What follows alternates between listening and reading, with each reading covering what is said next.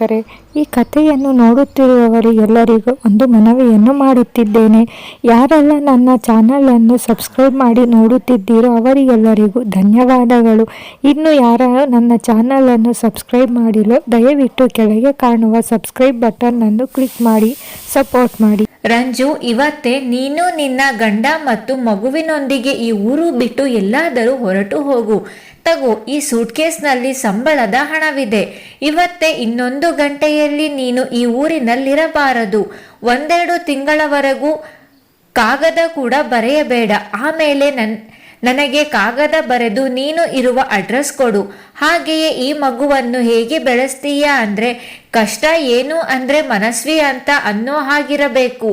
ಈ ಮಗುಗೆ ಯಾವುದೇ ಸೌಕರ್ಯ ಕೊಡಬೇಡ, ಹೊಟ್ಟೆ ತುಂಬ ಊಟ ಕೊಡಬೇಡ. ಕೂಲಿಯವರ ಮಕ್ಕಳಿಗಿಂತ ಹೀನಾಯವಾಗಿ ಬದುಕಬೇಕು ಅಂತ ಹೇಳ್ತಾನೆ. ಮಧುವಿನ ಕೋಪವನ್ನು ಅರಿತಿದ್ದ ರಂಜಿತಾ, ಮಧು ಹೇಳಿದ ಹಾಗೆ ನೋಡಿಕೊಂಡರೆ ತಾನೆ ಇವನು ನನ್ನನ್ನು ಚೆನ್ನಾಗಿ ನೋಡಿಕೊಳ್ಳೋದು ಅಂತ. ನೀವು ಹೇಳಿದ ಹಾಗೆ ಆಗಲಿ, ನೋಡ್ತಾ ಇರಿ ಈ ಮಗುವನ್ನು ಹೇಗೆ ಬೆಳೆಸ್ತೀನಿ ಅಂತ ಹೇಳಿ.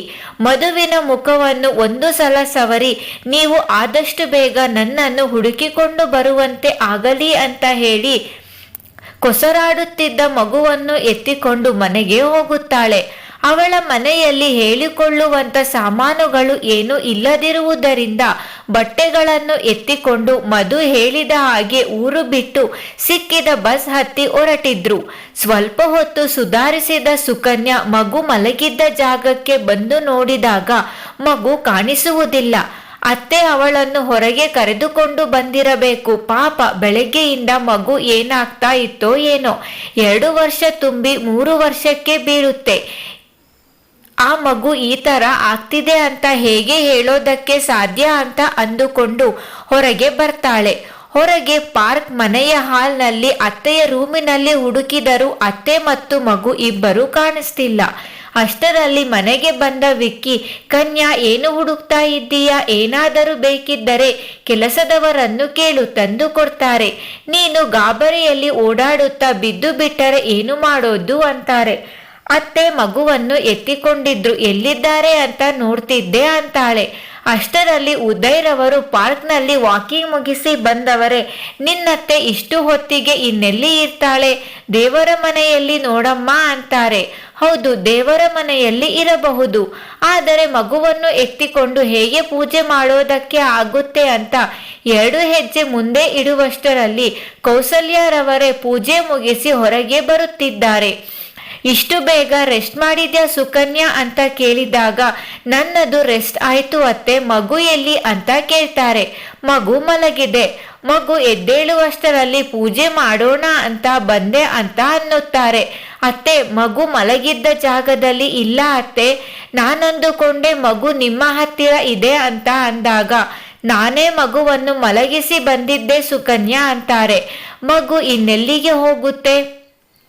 ಮನೆಯಲ್ಲಿ ಎಲ್ಲಾದರೂ ಇರಬೇಕು, ಹುಡುಕಿ ಅಂತ ಉದಯ್ರವರು ಅಂದಾಗ ವಿಕ್ಕಿಯವರು ಕೆಲಸದವರನ್ನು ಕರೆದು ಮನೆಯಲ್ಲಿ ಎಲ್ಲಾ ಕಡೆ ಮಗುವನ್ನು ಹುಡುಕಲು ಹೇಳ್ತಾರೆ.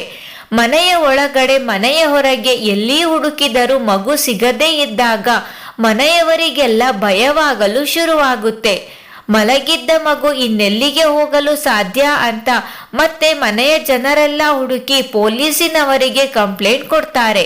ಪೊಲೀಸಿನವರು ಮನೆಗೆ ಬಂದು ಎಲ್ಲ ಕೆಲಸಗಾರರನ್ನು ವಿಚಾರಿಸಿ ಊರಿನ ಹೊರಗಡೆ ಹೋಗುವ ಎಲ್ಲ ವೆಹಿಕಲ್ಗಳನ್ನು ಹುಡುಕಿಸುವಷ್ಟರಲ್ಲಿ ರಂಜಿತಾ ಮಗುವಿನೊಂದಿಗೆ ಅರ್ಧ ದಾರಿ ಹೋಗಿ ಬಿಟ್ಟಿರುತ್ತಾಳೆ.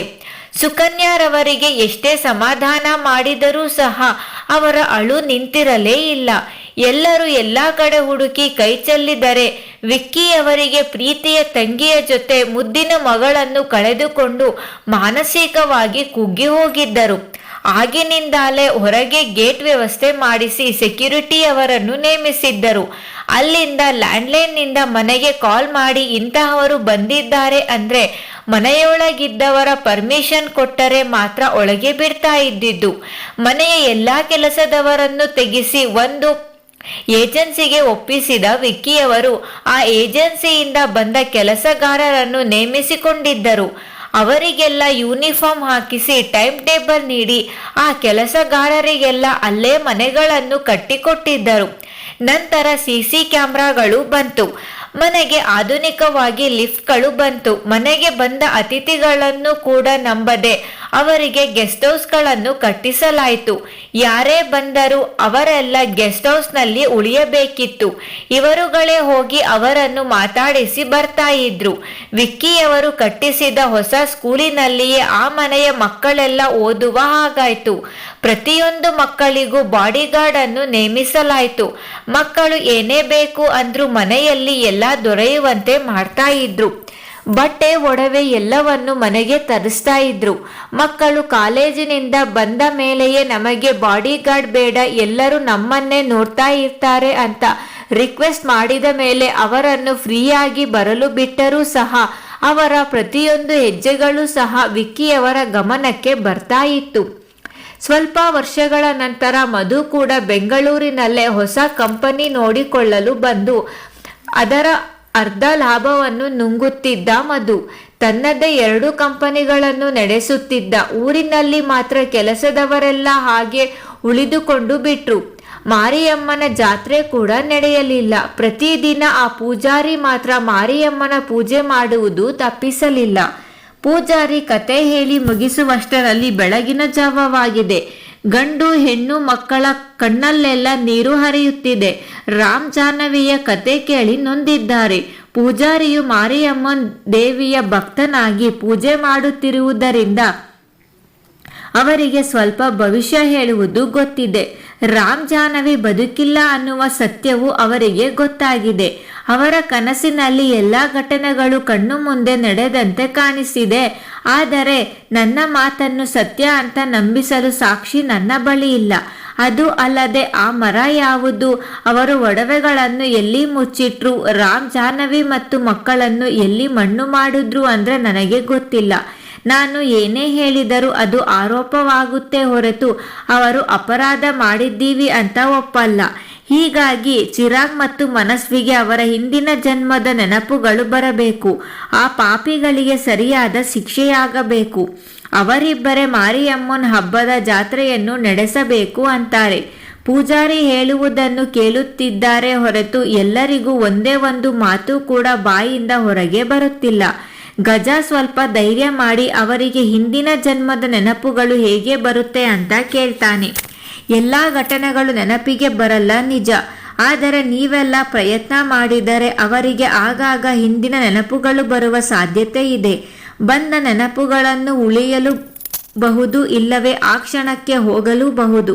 ಆದರೆ ನನಗೆ ನಂಬಿಕೆ ಇದೆ, ಮಾರಿಯಮ್ಮ ಅವರಿಬ್ಬರನ್ನು ಈ ಜನ್ಮದಲ್ಲಿ ಒಂದು ಮಾಡೇ ಮಾಡ್ತಾಳೆ ಅಂತ. ನಿಮಗೆ ಈಗ ಎಲ್ಲ ಘಟನೆಗಳು ಗೊತ್ತಿರುವುದರಿಂದ ಆ ಪಾಪಿಗಳಿಗೆ ಶಿಕ್ಷೆಯಾಗುವವರೆಗೂ ಅವರ ಜೊತೆ ಇದ್ದು ಸಹಾಯ ಮಾಡಿ. ಉಳಿದೆಲ್ಲವನ್ನು ಆ ತಾಯಿ ಮಾರಿಯಮ್ಮನ್ ನೋಡಿಕೊಳ್ತಾಳೆ ಅಂತ ಹೇಳಿ ನಾನು ಒಳಗೆ ಹೋಗಿ ಸ್ನಾನ ಮಾಡಿ ತಾಯಿಗೆ ಪೂಜೆ ಮಾಡಬೇಕು. ಆಗಲೇ ಕತ್ತಲೆ ಕಳೆದು ಬೆಳಕು ಹರಿಯುತ್ತಿದೆ. ಇನ್ನೇನಿದ್ದರೂ ಎಲ್ಲವೂ ಒಳ್ಳೆಯದಾಗುತ್ತೆ ಅಂತ ಹೇಳಿ ಎದ್ದು ಹೋಗ್ತಾರೆ. ಹೋಗುವ ಮುಂಚೆ ಎಲ್ಲರನ್ನೂ ಹಿಂತಿರುಗಿ ನೋಡಿದ ಅವರಿಗೆ ಮುಖದ ಮೇಲೆ ಹಾಗೆ ಮುಗುಳ್ನಗೆ ಉಳಿಯುತ್ತದೆ. ಪಾಪ ಈ ಮಕ್ಕಳಿಗೆ ಗೊತ್ತಿಲ್ಲ, ಕಳೆದ ಜನ್ಮದಲ್ಲಿ ರಾಮ್ ಜಾಹ್ನವಿಯ ಜೊತೆ ಇದ್ದ ಮಕ್ಕಳು ನಾವೇ ಅಂತ. ಜಾಹ್ನವಿ ಆಸೆ ಪಟ್ಟಂತೆ ಎಲ್ಲರೂ ಒಂದೇ ಮನೆಯಲ್ಲಿ ಹುಟ್ಟಬೇಕು ಅಂತ ದೇವರಲ್ಲಿ ಬೇಡಿದ್ದಳು.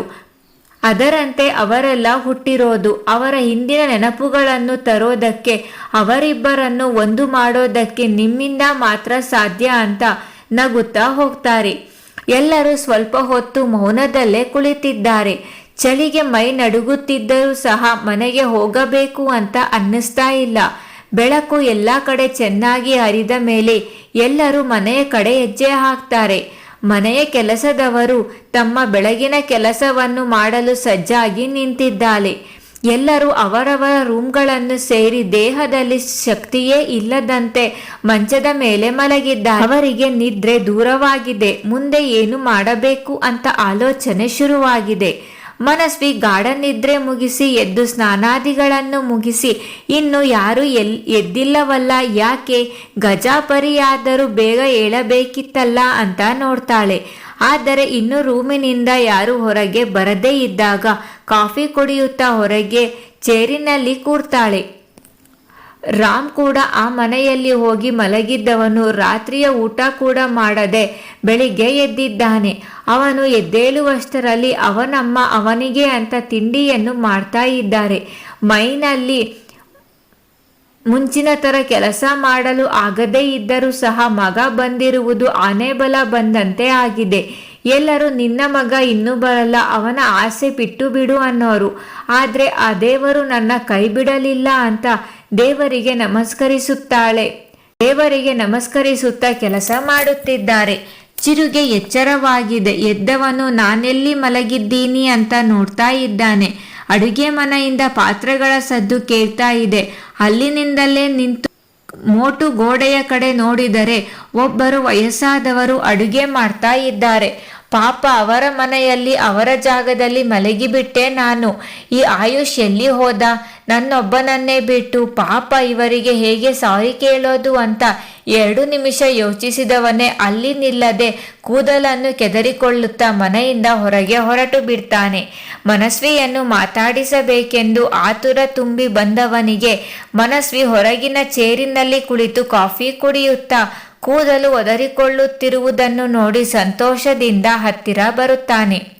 ಮನಸ್ವಿ ಚಿರುವನ್ನು ನೋಡಿದ ತಕ್ಷಣ ಸಂತೋಷವಾದರೂ ತನ್ನ ಮೇಲೆ ನಂಬಿಕೆ ಇಲ್ವಲ್ಲ ಅಂತ ಮತ್ತೆ ಹುಸಿ ಕೋಪ ಮಾಡಿಕೊಂಡು ಕೂರ್ತಾಳೆ. ಚಿರು ಹತ್ತಿರ ಬಂದವನೇ, ಮನಸ್ವಿ, ಸಾರಿ ಮಾ, ತಪ್ಪಾಯ್ತು. ನಿನ್ನನ್ನು ಎಲ್ಲಿ ಕಳೆದುಕೊಂಡು ಬಿಡ್ತೀನೋ ಅಂತ ಕೋಪ ಬಂತು. ನಿನಗೆ ಗೊತ್ತಿದ್ದು ಮದುವೆಗೆ ಒಪ್ಪಿದ್ಯಾ ಅಂತ ಅಂದುಕೊಂಡೆ. ಪ್ಲೀಸ್ ಇನ್ನೊಂದು ಸಲ ಕ್ಷಮಿಸಿಬಿಡು. ಇನ್ಯಾವತ್ತೂ ನಿನ್ನ ಬಗ್ಗೆ ಕೋಪ ಮಾಡಿಕೊಳ್ಳಲ್ಲ, ಕುಡಿಯೋಲ್ಲ, ಸ್ಮೋಕ್ ಮಾಡಲ್ಲ. ನೀನು ಇಷ್ಟಪಡುವ ರಾಗ್ ಹೇಗಿರಬೇಕು ಅಂತ ಇಷ್ಟಪಟ್ಟಿದ್ಯೋ ಹಾಗೇ ಇರ್ತೀನಿ ಅಂತಾನೆ. ನಾನು ಮಾತ್ರ ಇಷ್ಟಪಟ್ಟರೆ ಆಯ್ತಾ? ನಿಮಗೆ ಮೊದಲು ನಾನು ಏನು ಅಂತ ಗೊತ್ತಿರಬೇಕು ಅಲ್ವಾ? ನಂಬಿಕೆ ಇಲ್ಲದೆ ಪ್ರೀತಿ ಬರಲ್ಲ. ಪ್ರೀತಿ ಇಲ್ಲದ ಮೇಲೆ ನಮ್ಮ ಸಂಸಾರ ನೌಕೆ ಮುಂದೆ ಹೋಗಲ್ಲ. ನೀವು ಹೇಳಿದ ಹಾಗೆ ನಮ್ಮಪ್ಪ ಯಾರನ್ನು ತೋರಿಸ್ತಾರೋ ನಾನು ಅವರನ್ನೇ ಮದುವೆ ಆಗ್ತೀನಿ. ನೀವು ಪದೇ ಪದೇ ಬಂದು ತೊಂದರೆ ಕೊಡಬೇಡಿ ಅಂತ ಹೇಳಿ ಎದ್ದು ಹೋದರೆ ಮನಸ್ವಿ, ಮನು ಪ್ಲೀಸ್ ನನ್ನ ಮಾತು ಕೇಳು ಅಂತ ಕೂಗ್ತಾ ಇದ್ದಾನೆ.